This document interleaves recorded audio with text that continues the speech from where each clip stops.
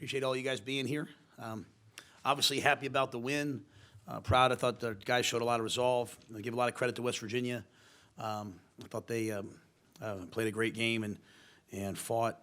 I want to say this first. I know even in the feeling in the locker room, it's kind of like, hey, that was a tremendous defensive game.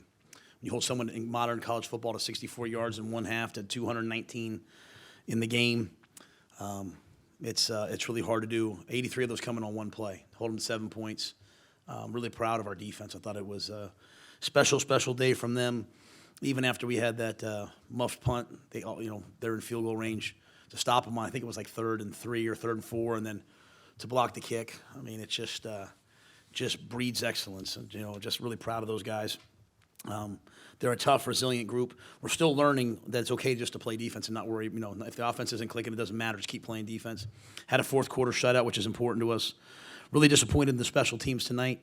Obviously, we made a field goal and we blocked a field goal to win it. But to have two possessions extended for them by our punt return team, running into the punter and dropping a punt, and then we dropped punts. We dropped the punt in the pregame. We dropped them all game, and we have to get better at that. RJ's been so stellar at that, and tonight we took a step backwards, and then obviously the kickoff return for a touchdown. So it was a little bit of a recipe for a disaster. Some of those things that we don't ever do, we did, and then offensively.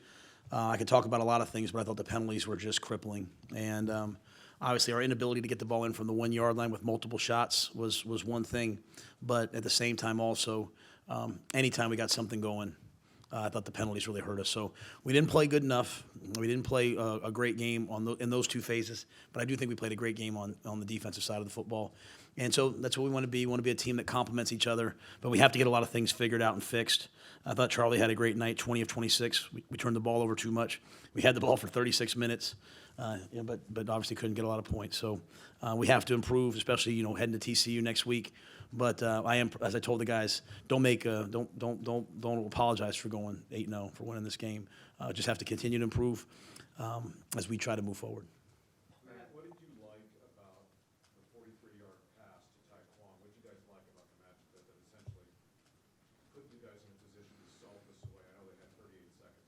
Yeah, it was zero blitz, and they were bringing the house, so we were just gonna kind of throw it up and let Taekwon go make a play, or maybe get a pass interference, or either way they had a timeout in their pocket, so an incomplete pass was just going to save 4 seconds, right? I mean, if it's incomplete, he saves a timeout. If it's not incomplete, he calls timeout. If we catch it, he calls timeout. So we felt like we had to take a shot. I tried to do a good job of talking back and forth between the offense and the defense. Phil was saying throw it. Really, the offense wanted to throw it every down. They were saying, hey, we have the ability to throw it and go score.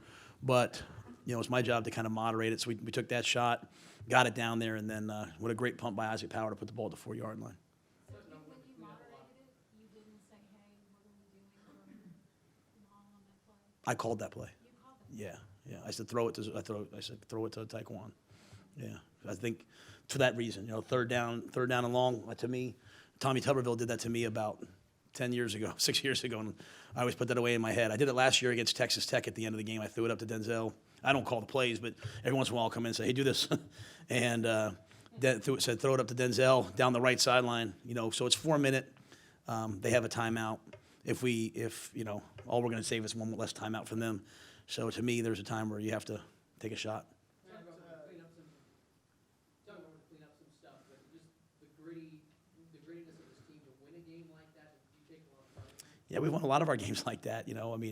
We have some runaway games on the road or at home where they're all close. So I don't think you see any panic from our guys. I mean, that's nothing at all. I think we're just kind of still learning how to do this at a high level, right? And I don't say. I mean, as I told them though, the hunter becomes the hunted, man. Like, you're not surprising anybody anymore. Like, they're going to come out and give you your best game. Be prepared for it. And so I'm not saying they weren't prepared. I thought that again. It's just kind of a it's like whatever. Like, it's a game like that. I'm frustrated at two sides of the ball, and I'm in awe of the third side, right? And those things will happen, But yeah, I mean, the whole key is don't try to hold on to winning. Don't try to say we won, so let's do the same. You have to keep trying to improve and get better and get better and get better. And in a lot of ways, we didn't get better this game, but in a lot of ways we did. So we certainly have a lot to improve upon. So, but the toughness and the mindset and all those things, there's no question about that with our guys. Matt, what does this say about your quarterback? Sacked 8 times, still stands in there in the pocket and Yeah. delivers the big score. Yeah, he's tough as could be, and a lot of those ones early were ugly, and then I think in the some of the ones in the second half, he's just kind of running around trying to make a couple plays and took some sacks, kind of reverse and field, like Fran Tarkin in back there. But there's just no quit in him. There's no complaining in him. He just keeps playing. We ran a lot of quarterback draw tonight at different times. He made some big runs for us in the quarterback draw game, and he's a winner. And he protects the football, so it gives you a lot of opportunities to do a lot of different things. And so, he's getting better. We're all getting better, but we have to do a way better job in front of him. Is there still a need to develop a killer instinct, put a team away early? Just for me, I'm always hesitant to say put a team away early because I think when you turn on college football, you see teams that try to put teams away early. When they find themselves in a fight like this, they get nervous. They get scared, and so they panic. What I would like to just see us play better football. We just don't play well enough, long enough. We have those lulls, and so even coming out of the half, man, the first big play, like we have the ball, Denzel's back. We had the first big play. We hit a drift. I think it's gonna go for a touchdown, and we fumble it and give them the ball back. It's like, just things that we have to clean up. But, just like we had to learn, hey, here's how you deal with 0-6. And last year we learned how to, hey, you have to win one more game down the stretch. We had to learn tonight. We're still learning how to handle this.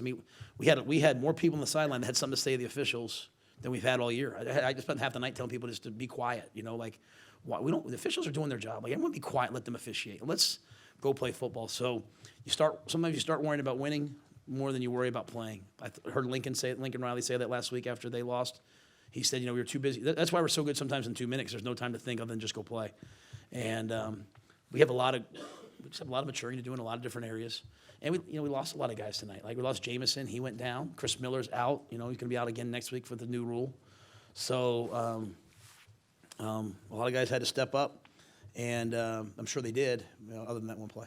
What do you say to Chris Miller about that? Now he's the third one he's got. How do you coach that out? Well, the first one was because he lowered his head, right? So it was just where he hit. It wasn't a defenseless receiver. The second one last week, we said, hey, you got to lower your strike zone. You got to hit lower. So today he hit lower, and he got one. And so I was saying, hey, isn't that a late slide? And they said it is a late slide, but he had his head down. So it's I think we're gonna just have to tell him, hey, he can't hit people quite as hard and have I'm not complaining. It's just the rule, right? Like I don't complain about the rules, but it is hard because he plays so fast. He plays so hard that we're telling him, hey, don't hit high on the guy, so hit lower. So he tries to hit lower, and the kid slides, and he gets another targeting. So we're just gonna have to work through it with him. I know he was upset, but that's the rule and is what it is. We'll follow the rules, obviously. Is he out for just the half, or? No, he's out for the next game. Yeah. West Virginia, they got 7 sacks on Charlie. I noticed that they were doing a lot of stunts or extending. Was that something y'all expected? Yeah, they did what they did. They just did it well. I want to make sure I say this. I said it in the Stills, 56, is one of the best players we've played against, okay? I said that coming in. I told people, Matt comes in my office this week, we're sitting there kicking it, and I said, hey, this kid 56 and he's everything that I thought he was going to be. And 55, his brother, lights out. So, that sometimes people say the Big 12, D lineman, that's kind of a thing that's out there. Well, you could watch 56 because he does it against everybody, and I love him. That being said, we have to do better than we did, way better. Matt, maybe they were good anyway, but did you consider challenging any of the goal line plays, or was that something they were viewing? Oh, I thought the third one was a touchdown. So I screamed that, but they said they confirmed it. So I said they confirmed it like all the way. It used to be that replay went upstairs. Now it goes upstairs to Dallas. And I said, they replayed it in Dallas? And they said, yes, coach. And I said, they confirmed it? I probably could have just challenged it, but I said, I want to challenge it. And they said they confirmed it already. So, challenging a confirmation, but still you can do it, but it just didn't seem smart in that type of a game. But I thought it was a touchdown. I looked at the replay on the board, and I thought it was a touchdown, but, they said it wasn't. They said they blow it dead earlier because, because forward progress has stopped. I thought, on the 1 yard line, you just kind of push in. And so, but let me make sure I say this. I'm not here to complain about that because you can't get in from the 6-inch line. You don't deserve to score. And, we handed off ISO. We did 3 different things, and probably I was a little stubborn. But the players were all saying, let's run it. We ran it, and they made the play we did, and congratulations to them. Coach, you had the ball 11 minutes in the fourth quarter, 20 minutes overall in the second half. Is that the defining difference? I think the difference was the defensive stops. We fumbled that punt. The defense could have gone out there and like, ugh. You talk about championship mindset. They went out there and they made those stops. And it wasn't just the blocked field goal. They stopped them on 3rd and 3. I think it was 3rd and 3 or 3rd and 4. I don't remember. But, Grayland wasn't supposed to play tonight. Grayland's out there playing. JT comes over the top. They try that double move. I think they're going to pick it off. Just character plays. And then, at the end of the game, I could have thrown, I punted the ball down there and said, I trust our defense to go make the plays. And they, they're still just down a field goal, and they went and made the plays. And so I think for me, the story was that. Now, we held the ball on offense and some things, but a lot of that's because we had penalties and we get a first down and get another first down. So What went into the decision to eventually put Xavier in at the end of the game? he said, Coach, I'm playing. I mean, he just kept saying it to me. And so that's obviously a really hard one for me. But he said it to me last night again. He said, Coach, I'm playing. I want to play. And then he said it again. And so I played him. Do you feel like, I mean, this is a guy that you were maybe trying to think long term when you were making decisions about him, but, when you sit at 7-0 trying to get to 8-0 and you have opportunities in front of you, does that cross your mind that, we need to play someone like right now? I would have preferred not to play him. But at the same time, you only have so many chances to be on teams like this, and I understand where he's coming from. And we were struggling, and he wanted to go. And there's a lot of football left, so at least he has, a chance to play a lot more games. But I can't say enough about who he is. That he's literally, like last night, texted me saying, Coach, I think I should play. I want to play.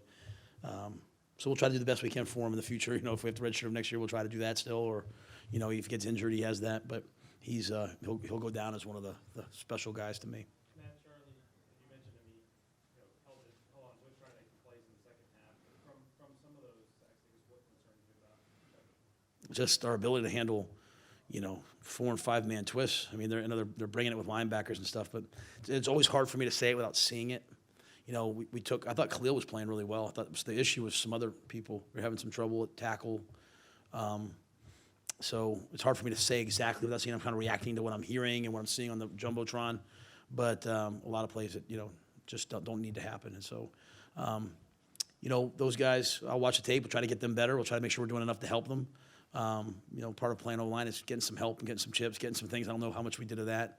And then I'll also try to go back and look and see, Connor will be back soon. So we have some help along those regards. So we'll just keep grinding away, man. Also, the trick play that got blown up, RJ, I guess, what happened there for you? Yeah, we kept running speed sweeps and the safety kept making the tackle. So we had Platt wide open. We thought we had a touchdown, and I think we just missed a block on the perimeter. I think the tailback came up and missed. So, those things happen when you play, right? I mean, you call a play like that, it's 50-50.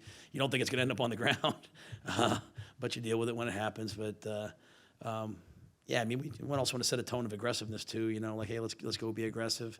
And that one didn't work out, unfortunately. Coach, adversity seems to find you guys on a weekly basis. Certainly happened tonight. What does it say about the resiliency of your team? What do you like about the group of guys who have to respond week after week? Well, I love the group of guys we have. They coachable, tough, selfless. They're awesome to be around day in and day out. And today was, for some of them, was one of their best days, and for some of them wasn't their best days. But I think I try to take some time in the locker room longer than I normally do to talk about what happened. But it's a great chance to teach them. And continue to learn from them. But they're great guys. They work hard. They're tough. They don't panic. As I told them, there's a lot of teams that have had a bad loss in the last 2 or 3 weeks that would love to go back and say, oh, we found a way to win it. Hey, they're saying, hey, we lost. We better get this fixed. I'm saying you guys better say, hey, we almost lost to get this fixed. But they still found a way to win. And we found a lot of ways to lose the first year. So I'll take the ways to win. But that being said, we have to improve. And they know that. I said, are we a great team yet? No, Coach. All right, great. We're trying to become a great team. I don't care. I care about the record because I get paid to care about the record, but I don't care about the record. I care about, are we playing great football or not? We didn't play great football tonight. So I've got to get that fixed. We've got to get that fixed. The great thing is, they recognize that. What's cool is the defense keeps losing guys, and they keep playing great football, which is testament to the guys that are out there. Matt, can you, in this day and age where everything's analyzed, everyone's got to talk about how you look and how pretty you are, does that matter really in the end? How do you keep that from being a problem if they hear from that? Yeah, so here's the problem. As you get good, people now, like you get in the conversation nationally, people now have to start finding out which, like they didn't talk about us before, right? So it's easy. Like it was like, oh, Baylor, maybe if we were lucky, they would do the final picks for us. Like, oh, Baylor, I got Baylor, I don't have Baylor, right? I mean, now it's like, now they want to talk about you. So now they say, you're not this, you're not that, you're not this, you're not that. I don't care about those things. I want to be a great team. I want to be a great team. And so a great team complements each other, collaborates with each other, works together well. And so, yeah, there's a lot of things that we're not, but there's also a lot of things that we are. And what we are is tough. Okay, what we are is we find a way to make things happen. We find a way to overcome adversity. We find a way to overcome injuries. We find a way to we are a tough group, and we are a resilient group. We don't make excuses. And so they're going to hear all that stuff. My only point to them was, you've been hearing it, and I can tell you kind of been listening to it a little bit. How's it working out for you? Is this what you wanted? Or can we get right back to process? Coaches do it too. You know what I mean? Like, I'll probably do a little bit of it. They'll do a little bit of it. So it's like, stop it, Just let's get back to that humble, hungry team. Now, I want to make sure I said the defense looked like they were that tonight. And I think we had some matchup issues tonight we just didn't handle real well. I don't make it like this global thing. I'm just always trying to teach, like, program lessons. Like, guys, everyone now is going to talk about what you're not. They're going to try to find things that you're doing wrong. They're going to try to pick everything apart. Like, when I played at Penn State, right, and I had a bunch of friends that went to the NFL, and I always give this analogy to our team. I'd be with one of my friends who, like, played in the NFL, and they'd say, oh, you played in the league. Oh, that's cool. Were you all pro? I said, no. Did you ever go to the Pro Bowl? No, I never went to the Pro Bowl. They'd be like, oh. like there's always something you didn't do, right? Or you hang out with a Pro Bowler, you'd be like, oh, are you a Hall of Famer? No, I never went to the Hall. Oh, jeez. Right, first ballot? Like, they can always find something that you didn't do. And, like, so don't worry about that, right? Like, just how about we worry about this week? And so our goal is to go 1-0 this week. That was our mission. We executed the mission. Our standard is to play great, great football. I don't know if we did that. So I like executing the mission. So we found a way to do that. We'll try to get better next week. Coach, you talk about how your guys sometimes struggle to enjoy wins. How do you encourage them to enjoy this one? I don't know if I've ever said that they don't enjoy it. I don't know if I've said, maybe I have. If I have, I think they enjoy it. I think they're just really, like, analytical about it. You know what I'm saying? And I want them to be that, right? Like, what I always bring it up, but Rudyard Kipling, said in the poem If you can, I need to learn it because I always, like, paraphrase it, but he says, like, if you can treat, like, triumph and disaster as imposters, right? Like, I live by that in my brain. Like when you're, like, triumphant and when you lose, they're both like, that's just what people say. At the end of the day, only you know, did you give all you had out there, right? And only you know what you did. Like, only I know how hard I worked this week and the coaches worked this week and da-da-da-da. And so if I put everything on the line and they ran that last play back for a touchdown, I can live with myself.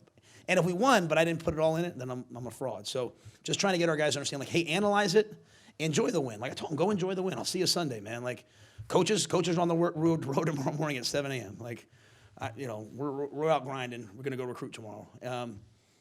But we'll see you guys on Sunday and enjoy this. But let's come in Sunday with a purpose to get better and become a better team next week. And we know we need to be, right? We're going to TCU, and TCU's had our number. Coach Patterson's a great coach. The defense is playing an elite level. Looks like the offense is coming on. We better play better. And so we'll try to get better. We'll try to figure out who's healthy and put it together and go out there and play one more game. A lot of the players who are contributing on your team, obviously, were guys who had been through 2017 and been through 2018 and had to climb those mountains before. When you get to these close games, I mean, how much do you think that having been through that helps, I guess, kind of give them that extra? Yeah, it makes all the difference in the world. You know what I mean? Like, again, I'm tired. So, but like, what's the samurai say? Like, sometimes you have to be willing to, you have to accept death to go fight. Like when you're worried about losing, you can't play well. When you've lost and you've been through wars and it doesn't bother you, then you can go in and fight like, unfettered, man. You have nothing, you can go in there and fight and not worry about the result and go play. And so our guys have been through some battles. We've won some, we've lost some. So they go out there and they play, and they understand at the end of the day, man, game's not going to be won in the first half. Game's going to be won in the third and fourth quarter. So we're tough. We find a way to get it done at the end of the game. We have to play better in some areas. So that's the great, you're never as good as you think you are when you win, never as bad when you lose. Like, we're kind of in the middle. So let's just keep doing this, hopefully. I appreciate you guys. Thank you.